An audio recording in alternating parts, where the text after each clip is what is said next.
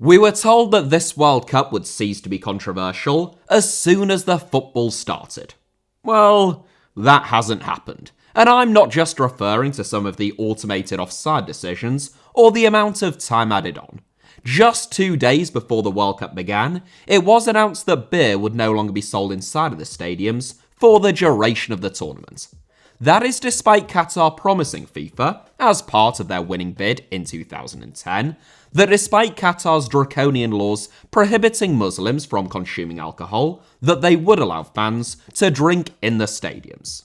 It is understood that FIFA weren't best pleased, shall we say, with the Qataris reneging on their promise to world football's governing body at the last minute, not least because Budweiser have spent $75 million to sponsor the tournament, an arrangement that, contractually, included the exclusive sale of their alcoholic and non-alcoholic beers inside of all official World Cup venues. Several leading attorneys have commented that Budweiser would be on solid ground to challenge FIFA in the courts, potentially costing the organisation tens of millions of dollars. Though, that would be dependent on Budweiser deciding to sever all ties with FIFA and end their sponsorship of the World Cup, at least for the foreseeable future. It's not true to say that Qatar has totally banned the sale of all alcohol in stadiums at the World Cup though. Oh no, that would be unfair, since there is one very notable exception, and that is in the corporate hospitality suites, where tickets start at a measly £19,000 each, and where alcohol will still be running all game. You see, alcohol is haram and is therefore prohibited in Qatar. Unless, of course, you can afford to spend £19,000 on a ticket, in which case, obviously it's absolutely fine. Alcohol is bad, that much is clear, but not being super rich is evidently far, far worse. Since the World Cup began, we have repeatedly seen attendances reported as being 2, 3, sometimes even 7,000 more than FIFA's stated capacity for the stadiums in which those games are being held, despite the fact that anyone actually watching those games can see that there are thousands upon thousands of empty seats. You might say, oh come on now Alfie, it's just beer and attendance figures, what does it really matter? And, in isolation, I might be inclined to agree. I don't really care about drinking at football matches, and even if I did, I'd turn down the opportunity to go to Qatar, so it makes no bones to me, and the false reporting of stadium capacities and attendances is a little odd, but it's hardly earth-shattering or all that consequential. But these aren't isolated incidents. In fact, they're merely the tip of the iceberg. This is a World Cup which has been built on lies, and it would seem as though neither FIFA nor Qatar can stop. Christianity teaches that human beings are born sinful through the inheritance of a tainted nature, or at least that's what I was told at school. It's a doctrine that is known as the original sin, and it's one that I never really cared for. The idea that through the act of birth alone anyone should be automatically sinful doesn't seem very fair or productive to me, but some things really are born in sin, and this World Cup is one of them.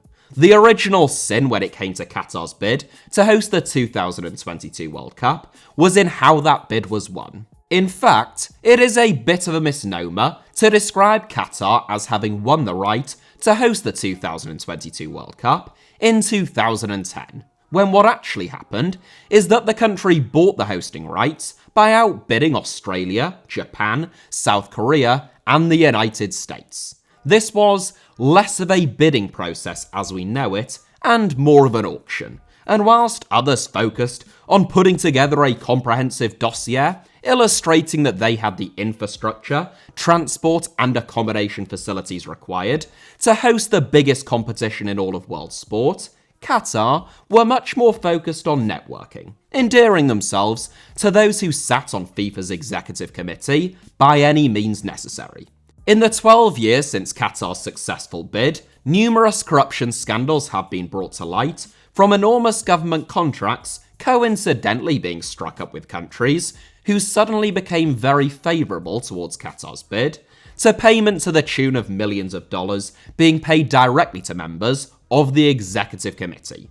but all of that only served to confirm what was already glaringly obvious to every football fan. Qatar is a country of around 300,000 citizens and about 2.5 million migrant workers, which didn't have a single stadium capable of hosting a World Cup game, and their national team had zero pedigree, had never qualified for a World Cup, and only 5% of their players at the time were actually Qataris, much to FIFA's irritation. We don't need to get into all of the intricacies of Qatar's corrupt winning bid. Lord knows I've done that enough times on this channel. The point is that the 2022 World Cup was born in sin. It was always fundamentally dishonest, and even though everyone knew it, and even once former executive committee members had begun admitting it, Qatar has always denied any wrongdoing. All of the lies that have followed, therefore, should come as no surprise. In fact, it is quite funny that Qatar's duplicitousness and constant dishonesty that FIFA has for so long and continues to be complicit in has now come back to haunt FIFA themselves. The beer ban, for example, that Qatar promised FIFA would not be enforced in stadiums, was only reversed 48 hours before the tournament started because, by that stage, what were FIFA going to do? Even just a few years ago, Qatar had to be very careful with what it said and did with regards to FIFA, because there were still calls for the 2022 World Cup to be relocated, and FIFA still had a lot of leverage over that decision.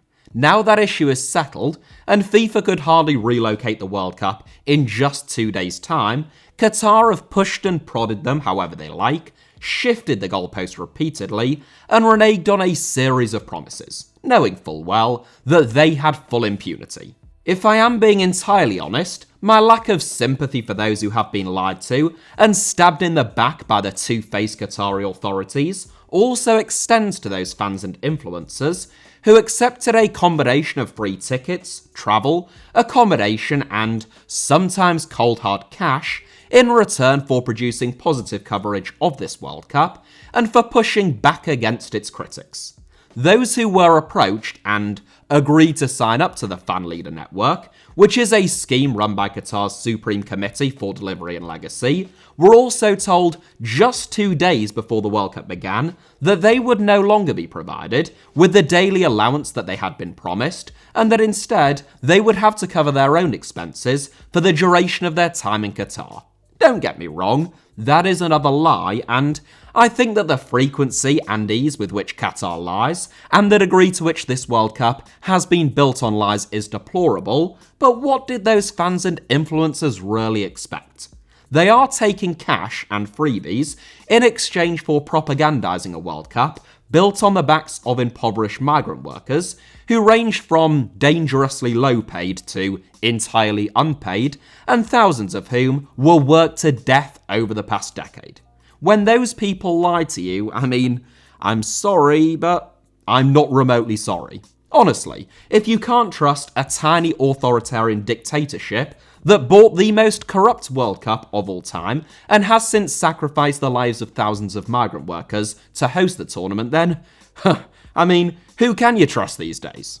One of the biggest lies of this World Cup was Qatar's promise that it could be played in the summer, when temperatures get up to 50 degrees centigrade, or over 120 degrees Fahrenheit, because they would be able to use a novel air conditioning system to cool the stadiums down pitchside to a temperature at which it would be safe for the players.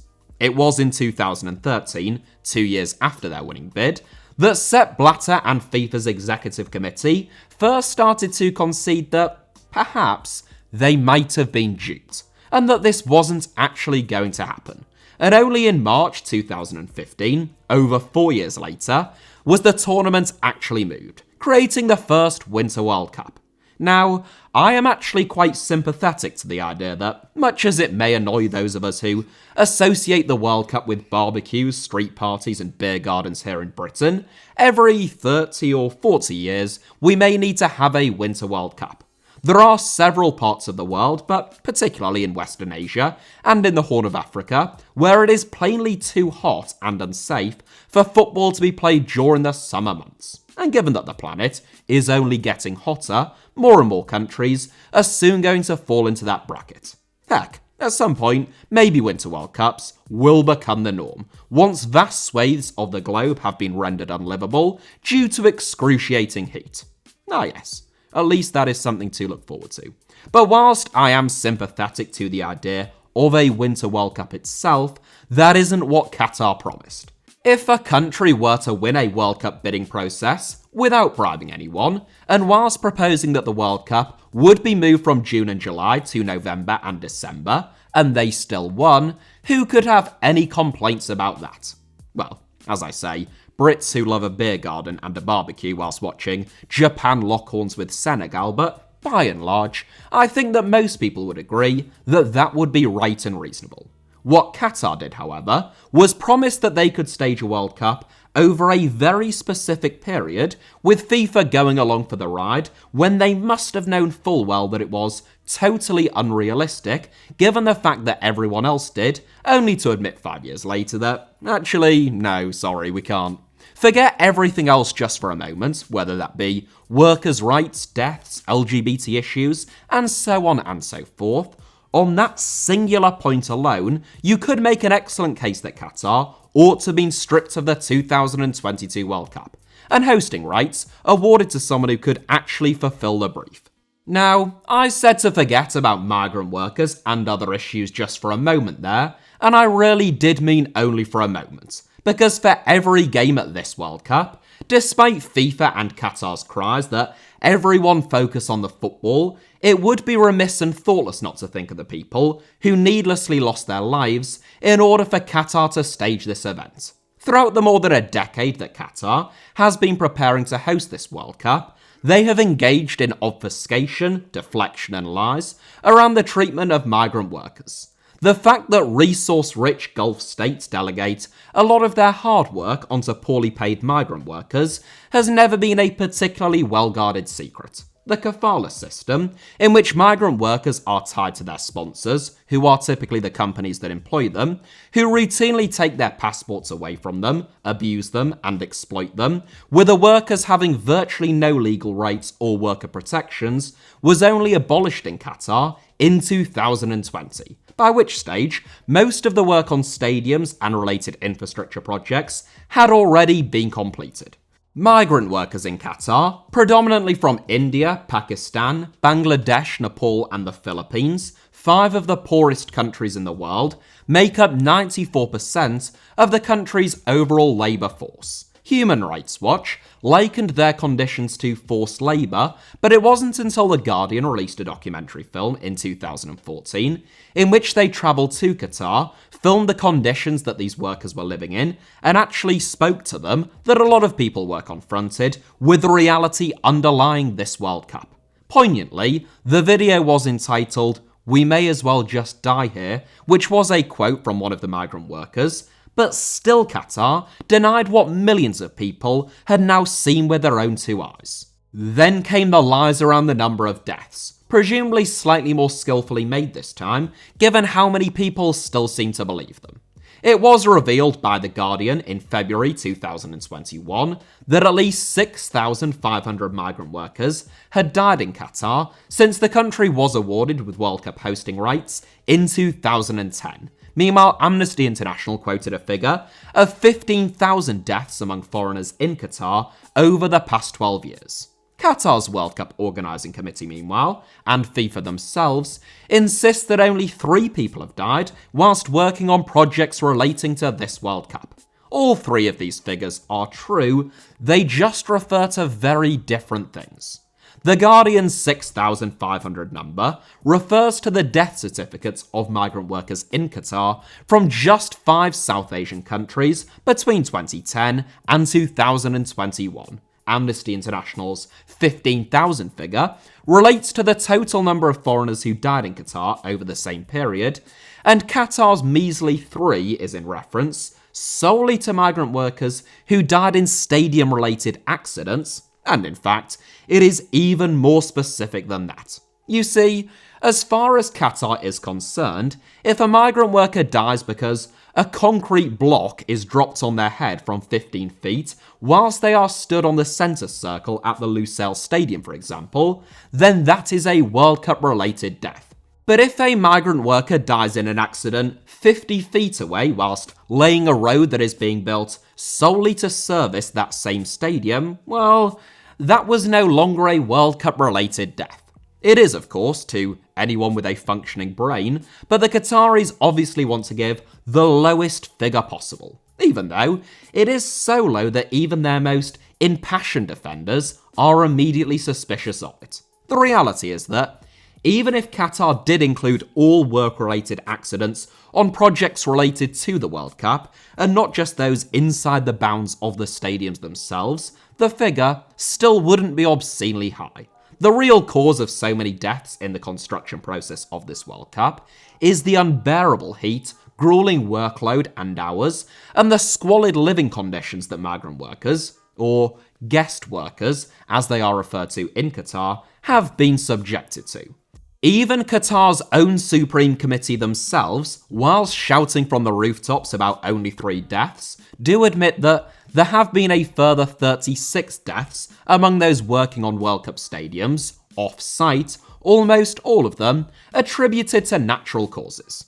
Despite the fact that most migrant workers, for obvious reasons, particularly on construction sites, have tended to be fit and healthy working-age men when they arrive in Qatar, almost 70% of deaths are put down to natural causes by the Qatari authorities, often attributed either to acute heart or respiratory failure. Qatar claims that none of these are work-related deaths, and, in many cases, that they therefore don't owe the deceased workers' families or widows any compensation. The next most common cause of death among the thousands of migrant workers, at least according to Qatari death certificates, are road accidents and suicides. The fact that migrant workers in Qatar commit suicide, according to their own statistics, at 9 times the rate of Qatari citizens, seemingly wasn't a cause for concern or requiring any investigation. Nick Harris from Sporting Intelligence found a further 2,823 migrant workers whose cause of death had been put down as either unexplained or unclassified. When he asked the Qatari government for more information, he says they reacted with menace and their answers were not for publication. This is how the state of Qatar operates. Obfuscations initially about what the actual figures are, deceit about the actual cause of death, and threats as soon as anyone dares to ask questions. It is easy to dismiss Qatar's lies about beer being allowed in stadiums until 2 days before the tournament, and attendance or capacity figures as being trivial, but less so when it comes to how thousands of migrant workers have died. These are people with families and loved ones at home, whether that be in India, Bangladesh, Sri Lanka or Nepal, often recruited by cowboy companies to go to Qatar and sold a dream that became a nightmare, who made that journey to Qatar precisely so that they could support their families and give them a better standard of life. Their families and loved ones did not deserve to be deprived of their boyfriends, husbands, fathers or sons needlessly, which is what has happened in most instances. But at the very least, they deserve the truth about what happened to them, and whilst no amount of money will bring them back or fill the holes that have been left in their hearts, the way in which Qatar has weaseled out of paying compensation, which is sometimes as low as just £1,500 when they have spent $220 billion on this World Cup, is beyond shameful. All of Qatar's other lies pale into insignificance when compared to those around the people who were sacrificed and perished just to make this World Cup happen. But they don't stop there. Even the recent controversy around the One Love armbands that a number of captains at this World Cup wanted to wear in solidarity with the LGBT community, and fans and journalists being denied entry to stadiums for wearing anything that even remotely resembles a rainbow flag or is considered to be too colourful, has been caused by a lie. Qatar's Safety and Security Operations Committee, or SSOC, promised FIFA that, and I quote, "persons displaying the rainbow or other sexual identity flags will neither be approached, detained, nor prosecuted." End quote. We now know, of course, that is not what has happened. In fact, the precise opposite is true. Even if you are a massively bigoted idiot who thinks that the existence of LGBT people ought to be criminalised and that people should respect that, it is impossible to deny that Qatar totally misrepresented and lied about this issue, just as they have done on everything else. There are those who say Qatar is homophobic and has homophobic laws, and you have to respect that. They're hosting the World Cup, so their rules go. Those people are either spineless morons or just homophobic themselves, but more to the point, these aren't the rules that were agreed upon. Qatar is hosting the World Cup and promised to host an inclusive World Cup, in which they would make several adjustments in order to welcome the world and in acknowledgement of other cultures and attitudes. No right-minded person could argue that that is what they've delivered. In short, this is a World Cup that is built on lies and was always built on lies. Lies about inclusivity, alcohol, and climate control. Lies about how they won their bid, why they wanted to host, and when they could host. Lies about the conditions of migrant workers, how many have died, and why they've died. Lies about amazing hospitality before putting thousands of fans up in £200 a night tents that looked like they were borrowed from the failed Fire Festival. And lies about this being the first carbon-neutral World Cup, when some climate scientists now estimate that this World Cup will have the largest carbon footprint of any man-made event outside of a war. Oh, and don't forget about the paid fans. That's right, the 2022 FIFA World Cup, the first World Cup, where even some of the fans themselves are a lie.